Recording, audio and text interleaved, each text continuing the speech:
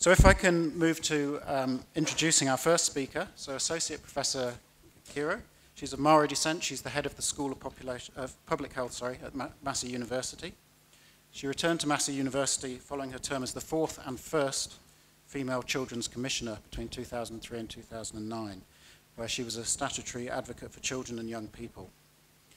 She's worked for over 20 years in a wide range of community organisations promoting Māori wellbeing and the well-being of children. She's discussed issues relating to child health, equity, determinants and poverty, and I think she'll be a wonderful way to start our conference today. So if I could welcome Cindy Kiro.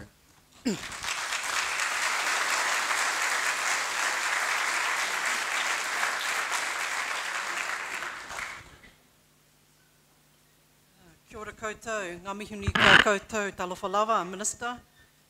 Kia koe, te rangatira. Ngā mihi nui kia koe, te matua i tō kōrero i te ata nei, kia ora. Kia koe hoki e hone, tēnā koe te rangatira o te tautakarau, kia ora. Kia ora everybody, it's a great privilege to be here. I've titled it Kia pua wai ngā tamariki, the blossoming of our children, equity from the start. I'm supposed to be 20 minutes. I apologise in advance. I'll try, Chair. All happy families are alike, but an unhappy family is unhappy after its own fashion. So opens Tolstoy in Anna Karenina. And it's worth remembering that actually there can be no discussion about tamariki and taiohi, or our children and young people, without actually considering their families or their whānau.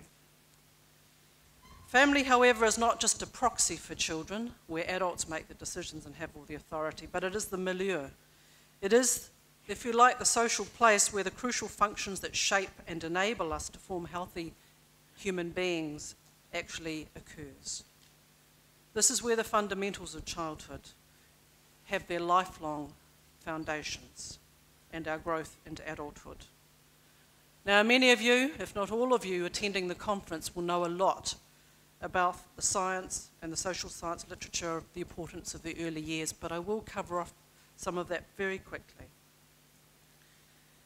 And it is worth revisiting some of us to make sense of the frameworks that we need to work with here today, about how we actually create and bring together an integrated approach to the importance of the early years and truly begin to transform what happens in this country and for the benefit of children and young people. I want to really start that dialogue here. Why is it that despite the overwhelming evidence about the importance of the early years, about our own knowledge, our own tikanga and practice, as either parents or as family members or as members of the society, despite the overwhelming evidence of the science, our mātauranga Māori, our Pacific wisdom, and the neuroscience, the longitudinal science, and our knowledge also of human rights and fundamental rights, particularly for children and young people. How is it possible, despite all of that insight and understanding, that we fundamentally fail so many children in this country?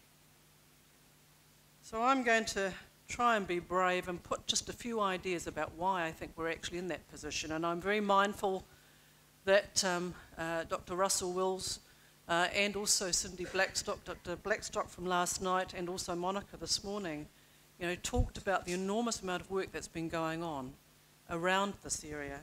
Why is it, despite all of that, we still continue to fail so many children, although we do well with a number of others? What is the place, for example, of whānau ora in this as a solution? How does an integrated framework such as the one that I worked on as the Children's Commissioner to Ara Tukutuku, which was really about how we create a cohesive, yes, and I see Nicola nodding, a cohesive framework early on in the life of a child. How is it that we fundamentally fail to pick up on those opportunities? Now, where's the buttons? Sorry. How do I move this? Okay. So let me turn now to some of the evidence. The importance of the early years. I've referred to before traditional knowledge, but this is from the science. We are creating our future today. The leap to understand how the trajectories of our life occur and the effects of these on our health has been identified in the life course literature and in the literature around neuroscience and in many other forms of literature which has been published. In this book, From Neurons to Neighbourhood, Shonkoff and others explain core concepts in relation to the importance of the early years for human development. Included are that human development is shaped by a dynamic and continuous interaction between biology and experience. That culture influences every aspect of human development, and it's reflected in our child-rearing beliefs and practices, and it's designed actually to promote healthy adaptation. That children are active participants in their own development, something we forget at our peril. That human relationships and the effects of these are the building blocks of any healthy development. That the development of children unfolds along individual pathways whose trajectories are characterised by continuities and discontinuities, things change, as well as by significant transitions. And that this development is shaped by the ongoing interplay between various sources of vulnerability and also resiliences. These are normal human experiences for development. But we need to remember that timing really does and can matter. We cannot defer certain key developmental opportunities and tell children to wait until we have the money in the bank to pay, basically, for key things that they need. That this development course can be altered in early childhood by interventions that change the balance between risk and protection, and therefore shifts the odds in favour of more adaptive outcomes. So there are opportunities to intervene to improve outcomes. Now, it's interesting to note that all of the science, and we've referred to a number of the reports this morning and last night, has drawn political support and attention, and that is a good thing. Yes, aren't they cute? There we have our Minister of Health, Minister of Social Development and Minister of Education, and I think actually the look on the faces of the babies is the most telling of all. One appears a little bit afraid, one's very jolly, and the other looks very distracted.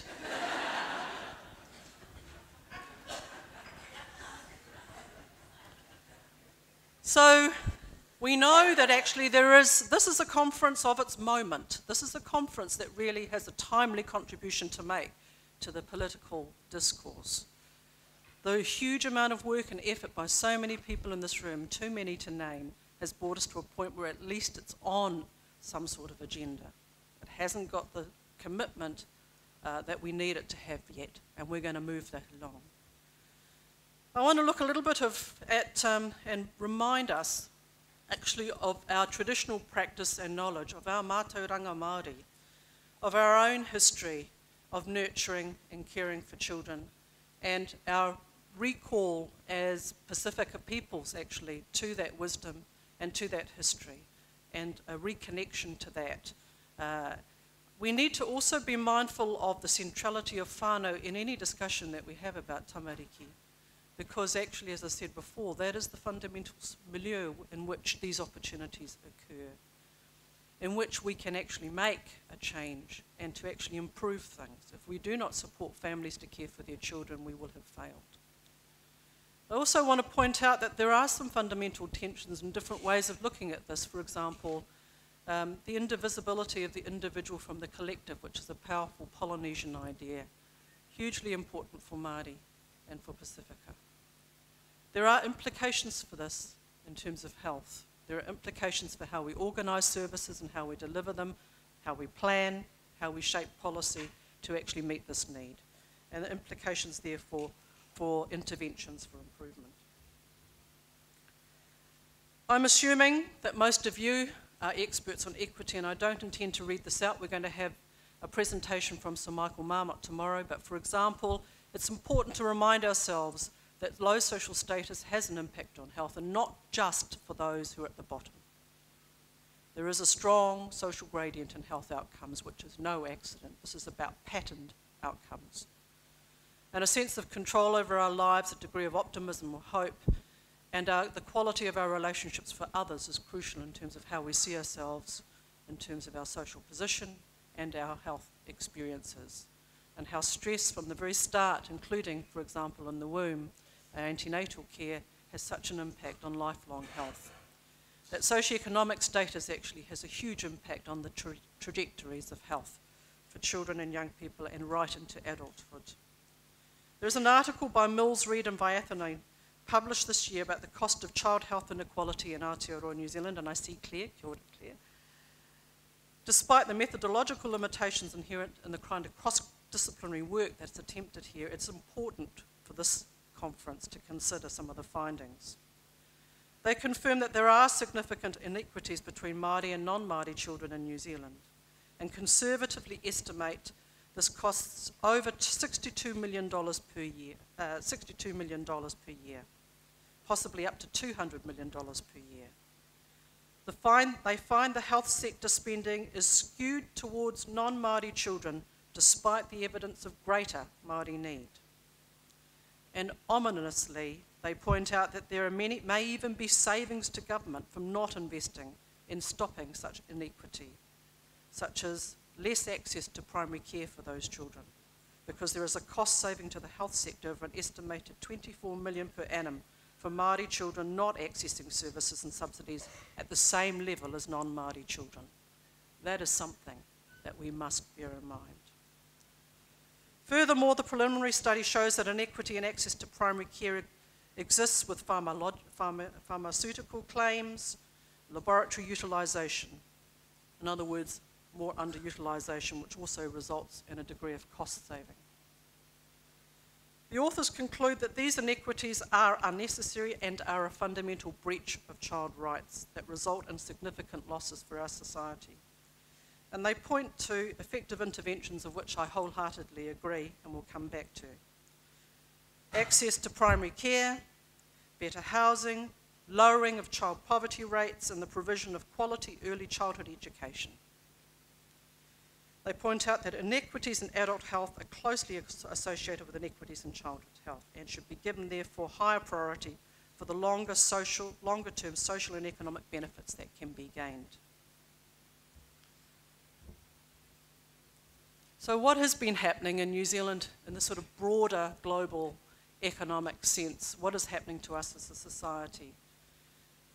This is a recent report published August 2012 from Ministry of Social Development, and it's very telling.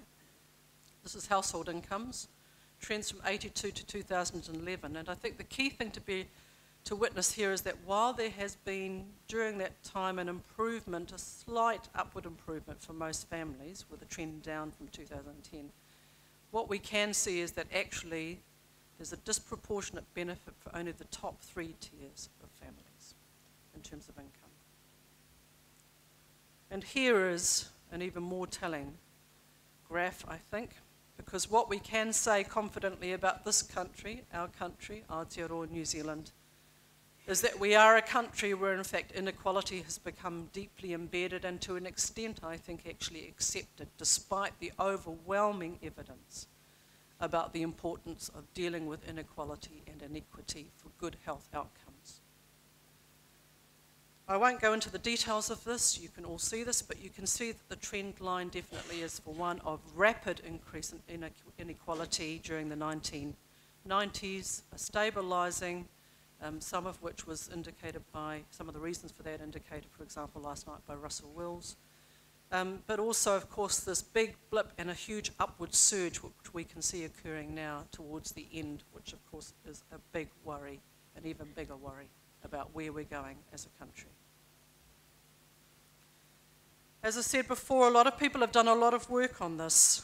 You know, the Public Health Advisory Committee produced, I thought, an excellent report, The Best Start in Life, Achieving Effective Action on Child Health and Wellbeing. Lots of recommendations were contained in that report. But did we listen? Have we actually made traction and movements? In some areas we have, and I'm guessing we're going to hear about some of those, for example, tomorrow morning, but nowhere near enough, and most of the recommendations remain unacted on. If we look at what's happened with Māori households and families in the last 25 years, and this is based on the report that I published in 2010, looking at 25 years of census data with Martin van Randel and Andrew Spall, we can see that there have been huge changes for Māori households and families during that period.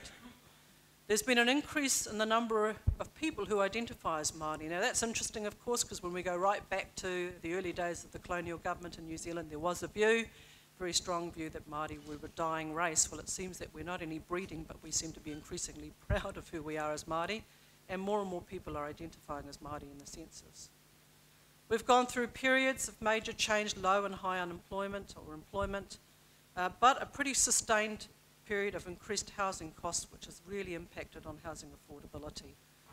Some interesting trends around overcrowding, which I haven't got time to explain given my time limitations, but also, of course, increases in relative poverty, particularly for single-parent families, although there's some more detail to explain there, but for large families, and Pasifika families are particularly impacted by that. There's been a sustained increase in poverty for those families. There have been noticeable interventions, such as the Working for Families, that have managed to create some buffer for some families who are in paid work, but not for those who are at the lowest income levels and not for large families. There's also been improvements in areas, for example, such as secondary qualifications among Māori families. So a question that I have is, I'm really trying to tease out, and I'm asking you this because I don't know the answer. Why do we have this disjuncture, this gap between rhetoric and reality? Every single politician, I'm sure, and everyone here, health professionals, community workers, every parent, every person who knows anything about this issue would say, of course, it's really important to get it right for children and young people. So why haven't we? Well, one of the reasons I would suggest is actually that we have this demographic shift, which has been alluded to. There is actually, New Zealand, like most other OECD countries, is a slowly ageing population. And actually, it's the older people who can vote, who can lobby, who have greater control over access to public resources. And this graph, which is produced by Natalie Jackson from Waikato University, was again alluded to by Russell Wills last night, because it tells us a story which is unprecedented in human history. It's a story of basically reaching a point about 2031 where for the first time ever the number of elderly will exceed the number of children who are in the total population. So we will have an increasing likelihood that this kind of political leverage will be used actually at a time when we will rely more and more on that decreasing pool of children to sustain an increasing pool of older people. So at the point at which we most need them, we will actually have fewer of them. There is also, and I go back to that graph we saw a couple of moments ago, a kind of middle class impoverishment where median incomes in real terms have actually been falling or have been relatively stable while other costs have increased. And I think actually that this has impacted people's altruism, where in fact they're seeing this as a kind of nice to have but not as an essential, such as supporting child poverty and actually providing greater income to those who are in the lowest income group, particularly those who are benefit dependent. And it's been concomitant with a rise in individualism, a focus on the me, and a move away from really public good attitudes that values those public goods contributions, and more of an ascription or an assigning personal responsibility and failure, the kind of personal blame culture. I also think that all of this has been coupled with the uncertainty of the economic situation, including, of course, the global recession or depression, depending on your point of view, and natural disasters that shake us, literally. Leads us to a kind of survival mentality, and I think withdraws the degree of a lack of generosity of spirit at the moment at which actually we most need it.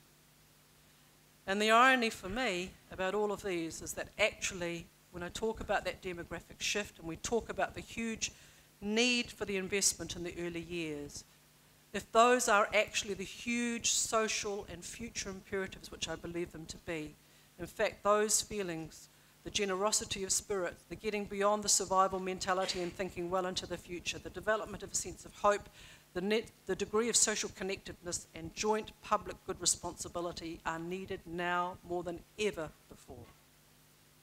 These are the very qualities that we most need. and we have to talk about them. And we have to work based on them. Because actually, as health professionals or as people who work in the health sector in one way or another, what we know from, for example, the work of Willems van Dijk and Cushion is that, in fact, what we do in terms of clinical care is actually only a tiny part of the story of what creates good health outcomes. The health behaviours, the social economic factors and the physical environment actually have the much greater contribution. How we deal with education, employment, income, family support and community safety, environmental quality, all actually contribute greater amounts to health outcomes.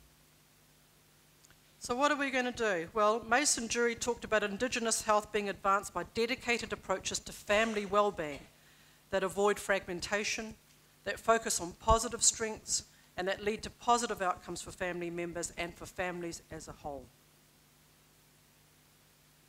We could add that this orientation towards the family is the fundamental social unit and the basis of good health, from the beginning of a health with our babies, our children and young people, is obviously just common sense, because they lay the foundation for lifelong health.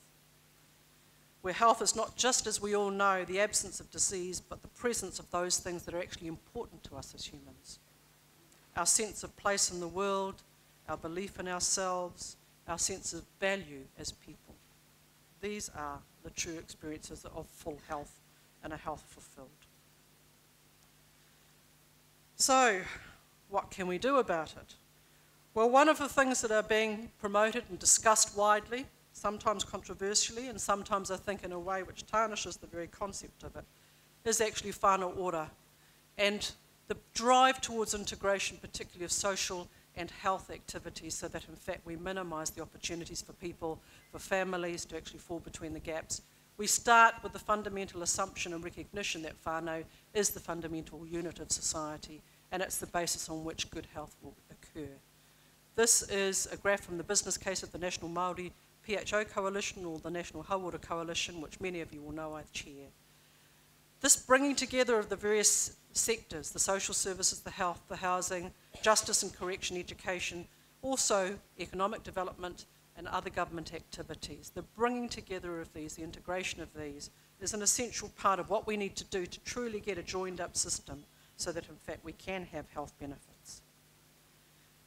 We must do this if actually we're going to address things like child poverty and the fundamental lack of access that certain children, particularly the most vulnerable children, those who have the least resources and ability to access services, are actually going to make a difference. It can be based upon kaupapa Māori, and actually that's not a scary thing, that's a thing that could be for the benefit of all New Zealanders. It is based on very specific, knowledgeable practice.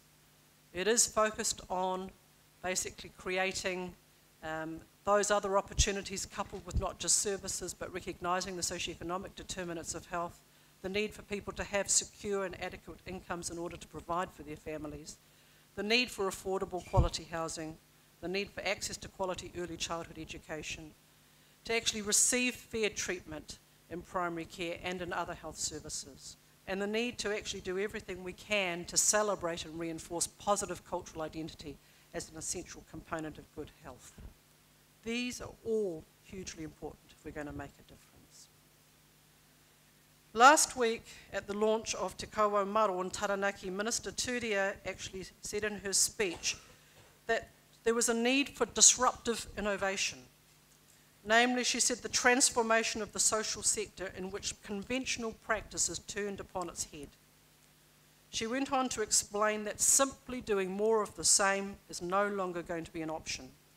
We need innovation, we need solutions, we need to do things differently. And that whānau ora, if it's actually going to work, has to be underpinned by trust, by whānau decision making, by recognising the reality of people's lives and what reorients them to actually aspiring for their positive goals based upon their experiences. It is about making the impossible possible by believing in each other. Securing access to services such as healthcare is important for reducing unequal health outcomes. Immunisation, breastfeeding, smoking cessation, Healthy eating and exercise are effective health promotion and public health interventions, but as we know, and as I've said already, they are of their own, not enough. So, in the long term, we have to move Māori and Pasifika families out of poverty. We have to focus on employment opportunities, including and especially in our most deprived neighbourhoods. Many of the industries that actually supported our families in these were unskilled or semi-skilled. And for example, Māori and Pasifika families were significantly impacted when the telecommunications, forestry and manufacturing industries were either closed or relocated to cheaper labour or sold to overseas interests. Our families have borne the brunt of this economic recession and the dislocation created by these changes. Having adequate income levels for families to meet the cost of their housing, their food, paying for basic bills such as the power, the phone, rates for example, let alone even having enough money to have children able to participate in fundamental school activities, sports or cultural events or entertainment with their peers, school camps, etc. This is all part actually of living in this country, which is a developed country and a wealthy country in world terms. It is all part actually of a basic entitlement to health for children and young people. We also need to be mindful, and I won't be too much longer, Chair, of the disconnection with traditional values that contributes to, for example, things like high levels of family violence within our whānau. We are truly soul sick when we lose touch with our whenua, with our whānau, with our mana, our wehi, our ihi.